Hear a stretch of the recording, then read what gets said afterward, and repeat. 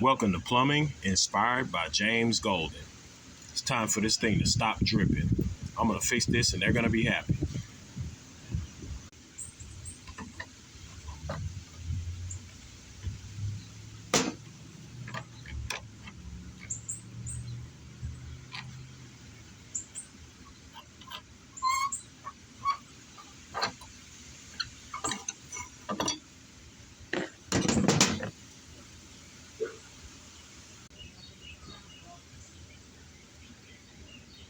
Yeah, a new washer and a new screw at the seat.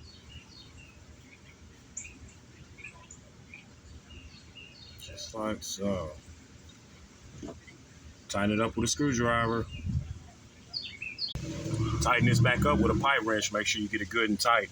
And then cycle that thing